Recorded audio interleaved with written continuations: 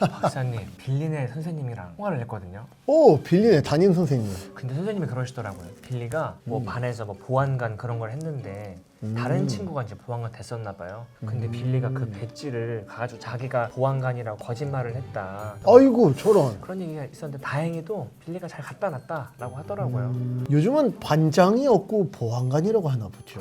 잘 모르겠어요. 보안관이라고 하는데 뭐 그걸 통해서 아이들을 뭐 지켜주고 질서를 잡아주고 한다고 했던 것 같아요. 빌리가 굉장히 보안관이 되고 싶었나 봅니다. 배지 하나 달면은 보안관이 되는 거니 또 배지를 보고 얼마나 유혹이 됐겠습니까? 그러고 보니 이번 탐험이 바로 딱 그런 내용이었습니다. 그래서 빌리도 이번 탐험을 한 다음에 꼭 할 일이 있다면서 돌아갔었는데요. 다시 돌려주러 갔나 보네요. 아마 그런가 봅니다. 그러고 보니 유혹 이번 주제라고 하셨는데 네. 어떤 거였죠? 혹시 첫 번째 비밀이 뭔지 아십니까? 유혹이라고 하셨던 거 보니까 드디어 뱀이 나타났군요. 네, 맞습니다. 사람은 하나님처럼 되고자 불순종? 정답입니다. 예. 근데 박사님, 저희 저번에 얘기했을 때는 아담은 우리랑 전혀 다른 존재였잖아요. 네, 맞습니다. 그래서 감히 먹어볼까 이런 생각 안 하는 그렇죠. 어떻게 불순종하게 된 거죠? 네, 아주 좋은 질문입니다. 하나님께서 보시기에 심히 좋았더라 말씀하셨던 이 아름다운 창조 세계 가운데 외부로부터 온 유혹이 한 가지 시작됩니다. 유혹. 그게 바로 뱀인데요. 뱀이 여자에게 한 3개의 대화를 살펴보면 사람이 하나님을 오해하게 만드는 작업들임을 우리가 알 수 있습니다. 그러니까 아담과 하와가 원래 그러고자 했던 게 아니라 뱀의 유혹 때문에 홀라당 넘어간 거군요. 그렇지만 사실은 아담과 하와는 그 모든 피조 세계를 다스리는 대리 통치자였기 때문에 뱀이 아무리 유혹을 했더라도 하나님의 말씀으로 다스려야 마땅했죠. 예수님께서 사단을 그렇게 승리하신 것처럼요. 근데 아담과 하와는 이 사단의 거짓에 속아서 하나님에 대해서 오해하게 됩니다. 어떤 거짓말이었죠? 그 내용이 무엇인지 안다면 우리가 자녀들을 가르칠 때 아주 풍성하고 유익할 수 있을 것 같은데요. 뱀이 여자에게 나타나서 처음 뭐라고 얘기했는지 혹시 알고 계십니까? 나와서 하나님께서 이 동산의 나무를 다 먹지 말라고 했냐? 예, 맞습니다. 맞나요? 이제 뱀이 처음부터 얘기할 때부터 이제 뱀은 하나님의 금지에 대해서 아주 강조하고 집중하게 만듭니다. 하나님께서는 죽음 나무를 금지하셨을 뿐인데 뱀은 하나님께서 모든 나무의 열매를 먹지 말라고 하시더냐 하면서 그 하나님의 금지에 대해서 강조함으로써 어떤 뉘앙스를 풍기게 하냐면 하나님께서는 자유를 억압하고 우리가 모든 것을 하는 것에 대해서 아주 방해하시는 분처럼 하나님을 묘사했죠. 그 거짓말에 의해서 기쁘게 순종하는 것을 벗어나 불순종한 이 죄인의 역사가 바로 하나님에 대한 그 오해의 역사이기도 하죠. 그럼 두 번째는 뭐죠?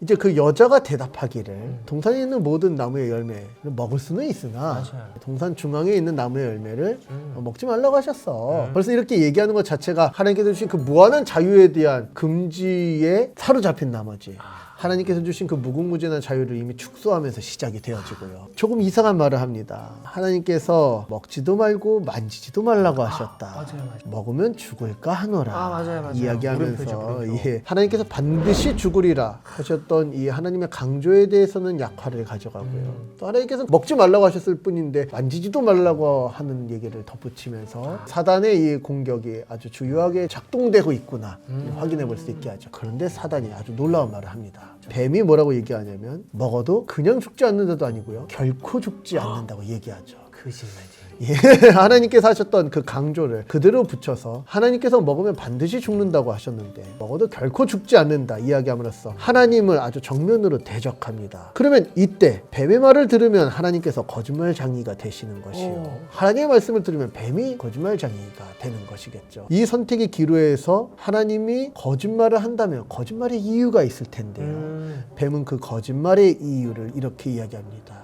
그 나무의 열매를 먹으면 너희 눈이 밝아져 하나님과 같이 될까봐 먹지 말라고 하신 거야. 이런 설명은 하나님에 대해서 어떤 오해를 가져오냐면 하나님께서는 너희가 하나님처럼 되는 것을 원치 않으시고 너희가 충분히 하나님처럼 될 수 있음에도 불구하고 그 가능성의 길을 막아놓고 심지어 거짓말까지 해가면서 너희를 통제함으로써 너희가 더 멋지게 사는 삶, 너희가 더 영광스럽게 되는 길을 결코 허락하지 않는 분이야. 이런 거짓말을 준 거죠.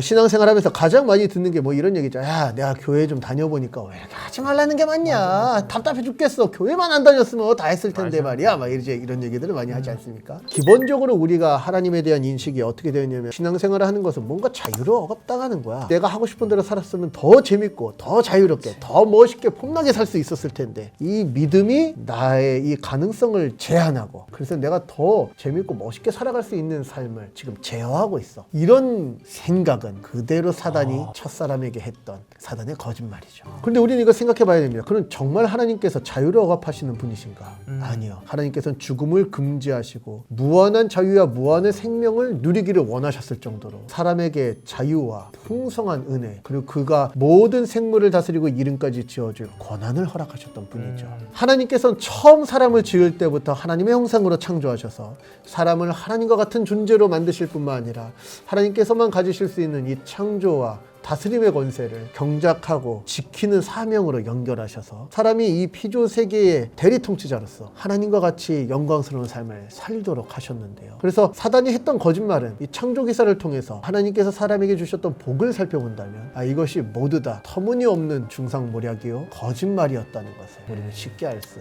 있습니다. 그러게요. 그래서 아주 중요한 지점이 있습니다. 우리는 신앙생활을 하면서 이제 다시 한번 하나님의 명령 앞에 순종하는 삶을 살아가기 시작할 때 이 세상이 많이 이야기하는 것처럼 야, 너 신앙생활하면 결국 너는 아무것도 네 맘대로 못하게 되는 거야. 삶이 억압당하는 거야. 자유가 없는 거야. 맞아. 이런 말들이 사실은 여전히 기승을 부리고 있는 옛뱀 사단. 처음부터 거짓말한 자요. 그 거짓말로 결국 사람이 사망에 이르게 한 살인한 자의 거짓이라는 것을 우리가 기억하고요. 하나님을 더욱더 알아갈수록 하나님 안에 얼마나 큰 자유와 하나님의 형상으로 하나님을 닮아 살아가는 무한한 영광이 있는지를 생각하며 기쁨과 감사로 순종하는 것이 마땅하겠죠. 첫 번째가 불순종에 관한 거였다면 두 번째는 불순종을 성경이 무엇이라고 얘기하는지에 관한 겁니다.